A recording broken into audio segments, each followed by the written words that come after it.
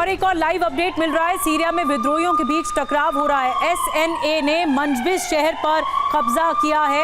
SDF के कब्जे में मनबिज शहर था और मनबिज से पीछे हटे हैं एसडीएफ के लड़ाके, जो इस वक्त जानकारी मिल रही है।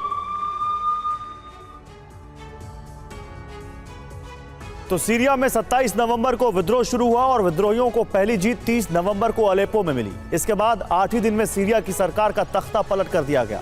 होम्स, हमा और दमिश्क में असद परिवार को पुतले गिराकर तानाशाही की निशानियां मिटा दी गईं। इस विद्रोह में सीरिया में सक्रिय कई संगठन शामिल हैं। इन संगठनों ने कैसे इस विद्रोह की तैयारी की और कैसे रोजाना सैकड़ों किलोमीटर जमीन पर कब्जा करके असद की विदाई की पटकथा लिख दी, इस रिपोर्ट में देखिए।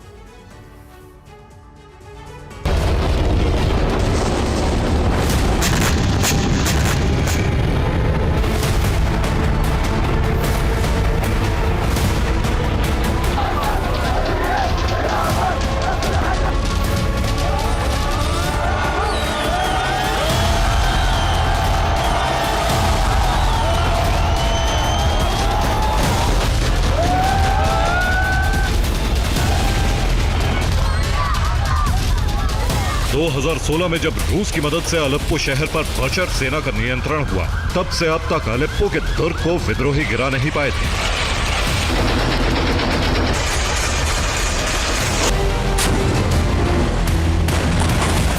दो 2019 में तुर्की की मध्यस्थता के चलते विद्रोहियों और बशर सरकार के बीच सीज फायर का समझौता हुआ और इसके बाद अलेप्पो में करीब करीब शांति स्थापित हो गई।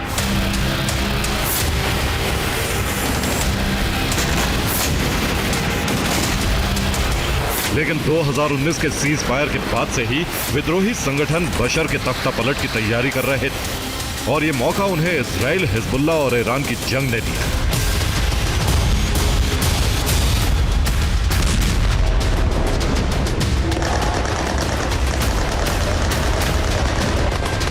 आठ साल से शांत अलेप्पो से 27 नवंबर 2024 को विद्रोह की चिंगारी फूटी और 30 नवंबर की शाम को विद्रोहियों ने अलेप्पो पर कब्जा कर लिया।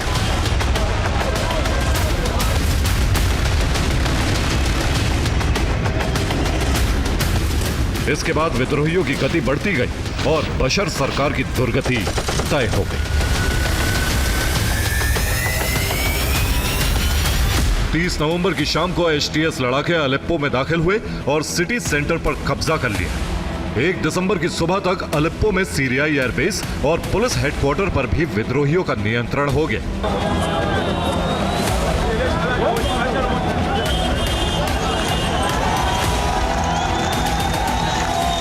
अलेप्पो में विद्रोहियों ने असद परिवार की निशानियों वाले पुतले गिराने शुरू कर दिए।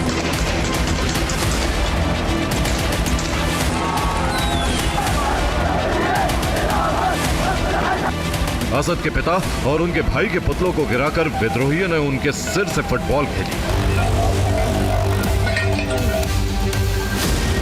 असद सरकार के पोस्टर और सीरिया के झंडे फाड़ दिए गए और अलेप्पो के बाद विद्रोहियों की निगाह हमा पर टिक गई।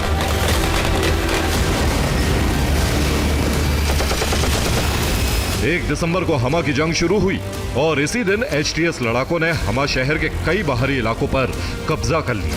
हल्फाया, तैबत अल इमाम, मार्दे, सौरान पर विद्रोहियों ने 1 दिसंबर को कब्जा कर लिया और 5 दिसंबर को हमा पर अपना झंडा फहरा दिया। 7 दिसंबर की शाम को एक दूसरे विद्रोही संगठन ने 13 शहर पर कब्जा कर लिया। जॉर्डन की सीमा से ये दमिश्क की ओर बढ़े और 8 दिसंबर की सुबह दमिश्क में बशर का तख्ता पलट कर दिया। दमिश्क में विद्रोहियों ने बशर अल असद और उनके परिवार की निशानियों वाले पुतले गिरा दिए।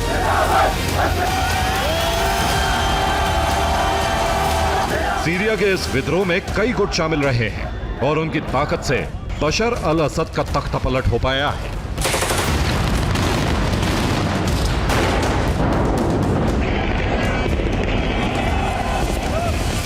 विद्रोही संगठनों ने मिलकर फतह अल मुबीन नाम का एक कंट्रोल रूम बनाया। सभी विद्रोही लड़ाकों को उत्तर पश्चिमी सीरिया के फतह अल मुबीन से निर्देश मिल रहे थे। विद्रोह की कमान एचटीएस यानी हयात तहरीर अल शाम के पास थी।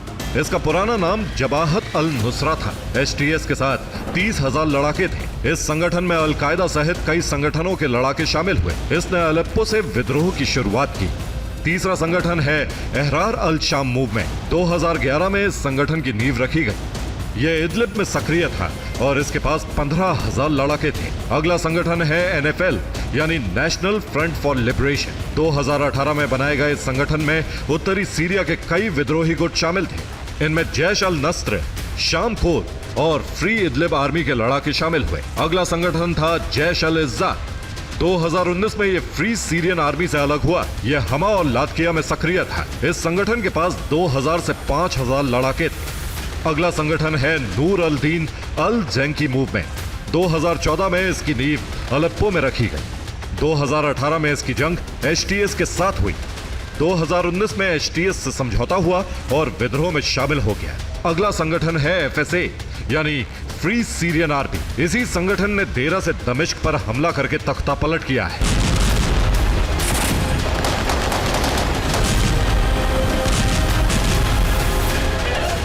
बशर को हटाने के लिए ये संगठन एक मंच पर आए, लेकिन विद्रोह में शामिल इन संगठनों के बीच भी मतभेद है। आने वाले दिनों में इनके बीच जंग हो सकती है। इसीलिए सीरिया में विद्रोह को जंग की नई शुरुआत माना जा रहा है। Bureau report, TV9 Bharatvarsh.